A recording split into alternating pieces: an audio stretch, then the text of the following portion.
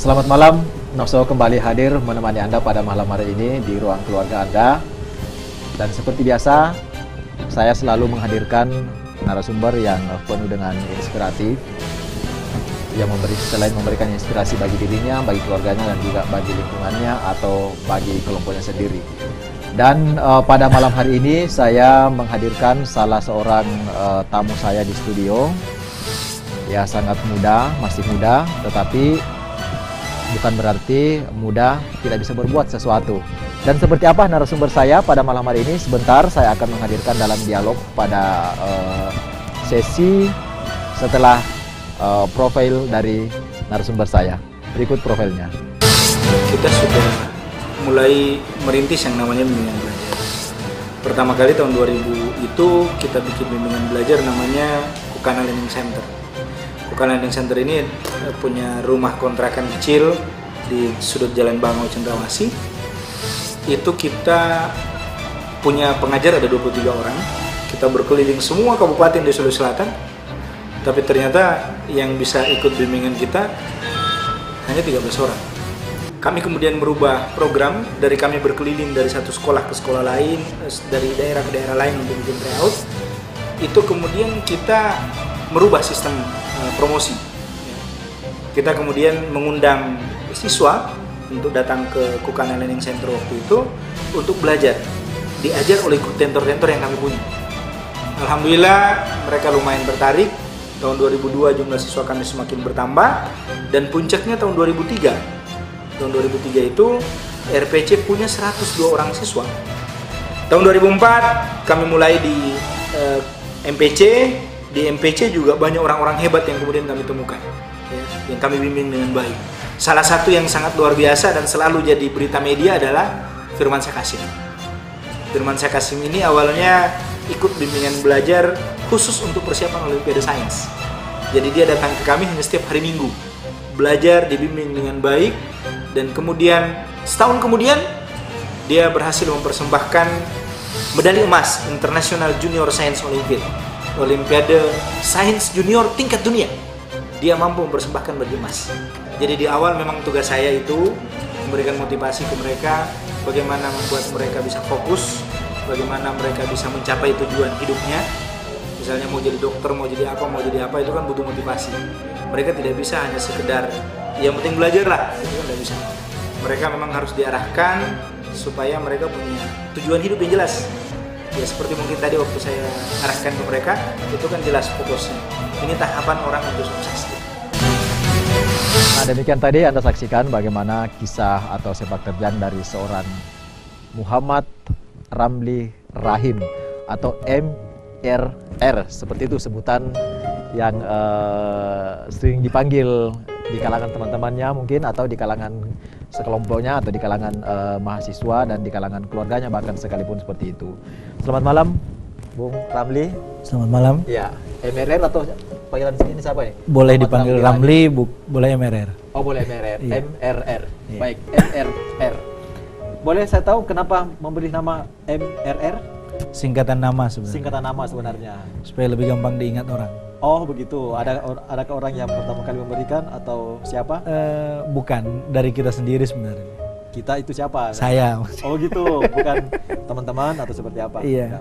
Ya. MRR, saya tertarik dengan kisah Anda. Masih mahasiswa justru sudah membuat semacam lembaga pendidikan. Itu alasan pertamanya ketika mendirikan itu seperti apa? Saya sebenarnya tidak punya background bimbingan belajar. Nah itu dia kan. Tidak punya. Anda kan di Fakultas MIPA jurusan. Iya. Saya jurusan kimia. Kimia, tapi concern ke pendidikan. Seperti itu. Jadi sebenarnya saya tidak punya background pendidikan, saya tidak pernah ikut bimbingan belajar, bahkan berkunjung ke satu bimbingan belajar pun sebenarnya tidak pernah. Ketika masuk Unhas tidak ikut? Saya tidak belajar. Ikut belajar sendiri, lulus SNMPTN, ya kuliah beberapa tahun. Belum selesai kuliah sebenarnya kita sudah bikin bimbingan belajar. Ya. Waktu itu saya bertemu orang, Pak Ismet Hasan Putro waktu itu namanya. Dalam pertemuan itu kita membicarakan apa yang bisa kita buat. Saya kemudian mengidentifikasi apa yang bisa kita buat untuk menjalankan sebuah usaha. Salah satu hal yang terpikirkan saat itu adalah bagaimana mencerdaskan anak-anak bangsa, bisa membantu mereka juga masuk perguruan tinggi. Akhirnya saya kemudian membuat semacam studi kelayakan untuk sebuah bimbingan belajar. Kita jalankan dan belakangan baru saya tahu kalau apa yang saya jalani itu adalah apa yang diceritakan Robert Kiyosaki dalam bukunya Cash Flow Quadrant itu. Ya. Kita bekerja bukan untuk cari uang, tapi bekerja untuk belajar. Saya waktu itu sempat digelari sama senior-senior jenderal bergaji kopral. Jenderal bergaji kopral. Iya, karena jabatan saya direktur utama tapi gajinya begitu kecil. Begitu kecil. Iya. Tapi kan manfaatnya sangat besar. Luar biasa. Terutama kepada adik-adik pada saat itu. Kita jalani proses itu betul-betul semua otodidak, kita kerjakan dengan baik. Teman-teman itu juga. Pada saat itu kerja tim atau sendiri ya? Kerja tim. Kerja tim. Semua dari Fakultas MIPA pada saat itu? Bukan. Jadi waktu itu ada teman-teman yang sudah mengajar di bimbingan lain, kemudian bergabung dengan kita. Mereka sudah punya pengalaman sebenarnya. Tapi Anda sendiri tidak punya pengalaman? Saya secara pribadi tidak punya pengalaman di situ.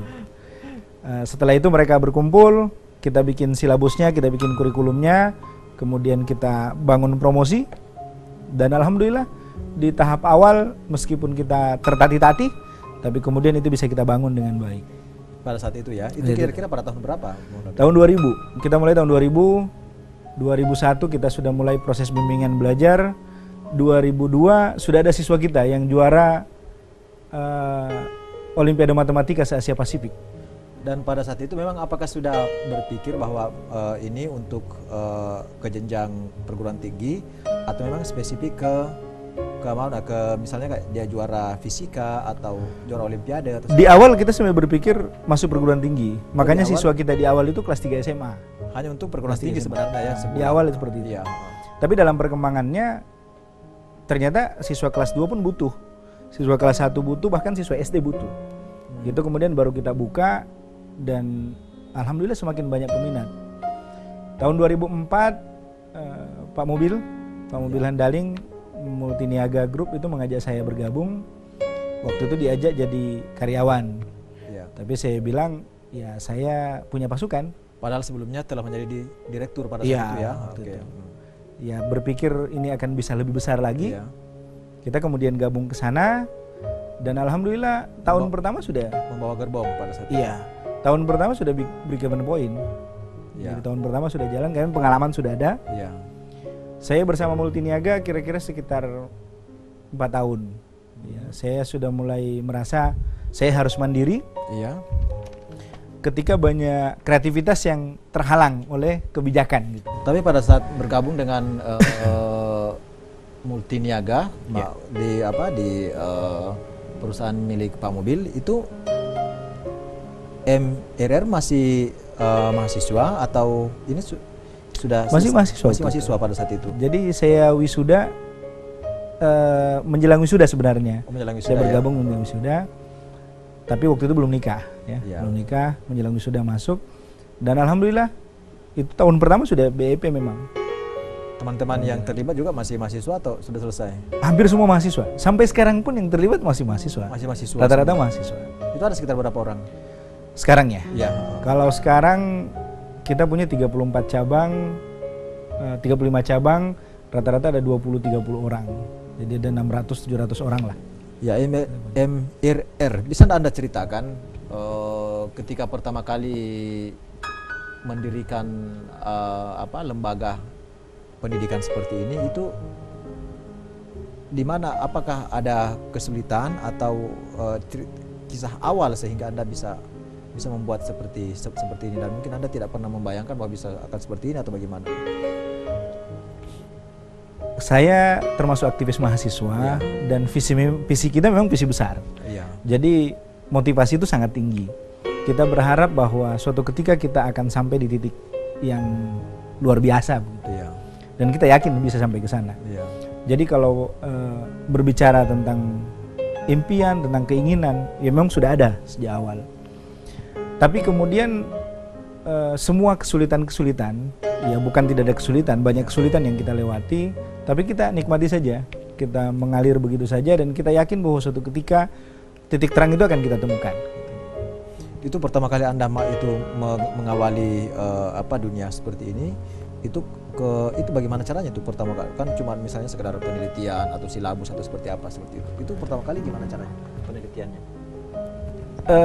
Di awal kita ngajak teman-teman 2-3 orang satu bidang. Iya. Kemudian mereka mengumpulkan semua soal, karena awal kan fokus ke perguruan tinggi negeri. Iya. Karena kita fokus ke perguruan tinggi negeri, bahannya paling soal-soal ujian nasional, soal ujian masuk perguruan tinggi negeri.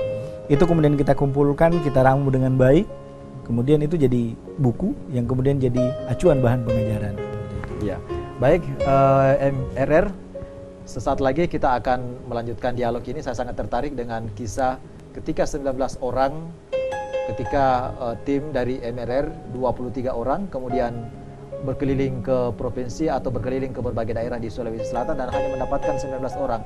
Tetapi justru 19 siswa inilah yang kemudian membuat starting point dari lembaga MRR ini sehingga layak dipercaya dan semakin lama semakin bertumbuh seperti yang terjadi sekarang ini. Anda jangan kemana-mana, Noso akan kembali setelah pesan-pesan berikut ini. Sebenarnya di tahun pertama itu tidak meyakinkan.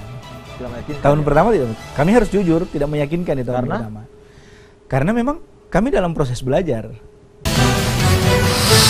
Ya, Noso kembali hadir bersama saya Anu Aldetrix, dan seperti yang saya sampaikan sebelumnya, starting point dari lembaga MRR ini adalah 19 siswa yang didapat dari sejumlah daerah di Provinsi Sulawesi Selatan. Tetapi justru dari 19 itulah kemudian berkembang dan tumbuh berkembang seperti sekarang ini, hingga lembaga MRR ini atau Muhammad Ramli Rahim pernah bahkan pada tahun tersebut menghasilkan predikat yang terbaik ya, atau jumlah kelulusan Persentase kelulusan tertinggi. Persentase di kelulusan seluruh Indonesia. tertinggi di seluruh Indonesia. Sungguh luar biasa prestasi yang dibangun oleh berbagai macam latar belakang. Sementara direkturnya sendiri pada saat itu sama sekali tidak punya latar belakang tentang lembaga bimbingan belajar, tetapi justru menciptakan atau mengalahkan sejumlah lembaga bimbingan belajar pada saat itu. Ini yang membuat saya tertarik dari 19 orang tadi.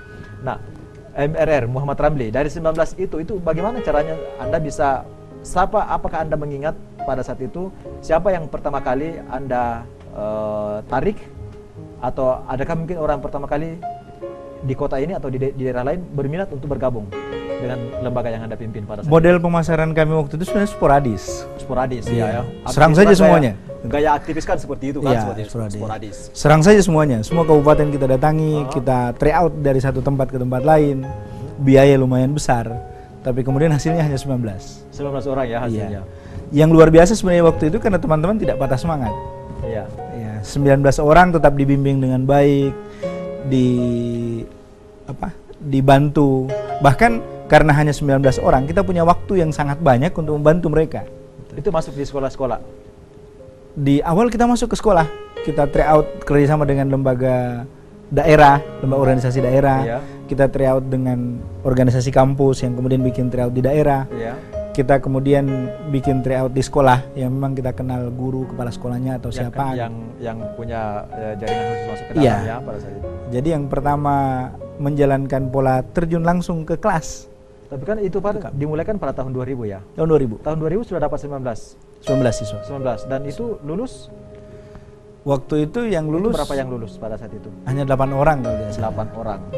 Dari 19 itu Dari 19 8 orang yang lulus. Cukup luar biasa ya pada saat itu, apalagi dengan metode otodidak ya. Iya, hampir 50%. 50% lah. 50% seperti itu. pertama. Iya. Itu bagaimana cara Anda meyakinkan kepada kepada pelajar-pelajar pada saat itu yang ada di daerah bahwa ini saya punya lembaga ini, Anda tidak salah untuk memilih lembaga saya dan Anda pasti lulus seperti itu. Itu bagaimana metodenya sehingga mereka yakin? Waktu itu kita belum punya pola seperti itu. Jadi waktu itu kita masih turun memperlihatkan kemampuan kami menyelesaikan soal.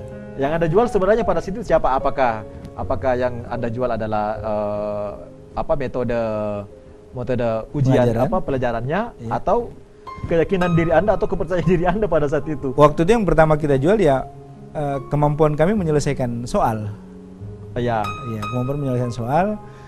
PD pasti ya. Iya. Pasti itulah modal utama kita untuk bisa berinteraksi dengan mereka. Jadi cara kami meyakinkan ya bagaimana mereka melihat bagaimana kami menyelesaikan soal. Itu dipraktekkan. Iya, jadi itu langsung kita praktekkan dan mereka ternyata lebih yakin dengan bimbingan belajar lain dan hanya 19 yang memilih kita. Padahal orang yang ikut tryout itu ribuan orang. Ribuan orang Yang ikut tryout, ikut uji coba. Yang menggelar tryout itu lembaganya MRR. Bukan, kita lebih banyak terlibat di kegiatan orang lain. Di kegiatan orang lain. Iya, Berarti orang lain. orang yang membuat kegiatan MRR ikut Terlibat. berpartisipasi di dalam, Iya. terlibat. Tetapi di situ bukan hanya satu lembaga ya. Di tryout Cuman itu. kita sendiri. Tapi diikuti oleh ribuan orang. Ya, total keseluruhan itu ribuan orang. Karena kita bikin tryoutnya kan 24 kabupaten. 24 ini. kabupaten, ya. Iya. Ternyata 24 kabupaten yang kami datangi ya tidak sampai 24 orang yang percaya dengan Yang percaya kami. itu 19 orang. Itu di awal ya. Di awal ya. Terus tadi saya masih penasaran dengan cara Anda meyakinkan ya seperti itu kepada orang, kepada pelajar-pelajar pada saat itu ya, misalnya cara menyelesaikan soal seperti ini dengan apakah dengan simpelnya atau bagaimana caranya seperti itu, sehingga benar-benar Anda benar-benar pelajar tertarik pada saat itu. Itu seperti apa bentuk keyakinan Anda pada saat itu? Sekuat apa maksud saya? Sebenarnya di tahun pertama itu tidak meyakinkan. Tidak meyakinkan. Tahun ya? pertama tidak. Kami harus jujur tidak meyakinkan di tahun pertama. Karena memang kami dalam proses belajar. Tapi di tahun kedua sudah ada cerita. Itu bisa jadi nekat ya kira-kira pada Iya. saat itu. Memang jadinya seperti itu. Gitu ya, nekat dan berani kan kadang-kadang susah dibedakan ya seperti itu. Seorang aktivis kan pada saat itu kadang-kadang susah membedakan antara nekat dan berani seperti itu. Betul, ya. betul. Di awal itu seperti itu. Iya. Kita nekat saja jalan dari satu kabupaten ke kabupaten lain, hasilnya minim. Bahkan berarti pasti ada satu kabupaten yang sama sekali tidak ada yang mendaftar. Oh banyak Banyak beberapa ya, kabupaten. seperti itu. Karena ada 6-7 orang itu dari satu kabupaten yang sama. 7 orang itu dari Iya. kabupaten mana Pak? Kalau tidak salah dari Luwu ya waktu itu ya. Luwu ya. Palopo. 7 orang 7 dari orang. itu. Iya. Dari 7 itu yang lulus 7 itu ada 2 orang yang lulus dari mereka, 7 orang dari itu. 7 orang itu Iya. ya seperti itu. Iya. Nah, terus ketika misalnya 19 ini 19 masuk misalnya pada saat itu, terus apa yang Anda lakukan pada saat itu? 19 ini rata-rata mereka tinggalnya memang di sekitar kita. Jadi waktu interaksi dengan mereka sangat banyak ya. Kalau misalnya bimbingan belajarnya hanya 2 jam Ya. satu hari, kita waktu itu bisa 24 jam belajar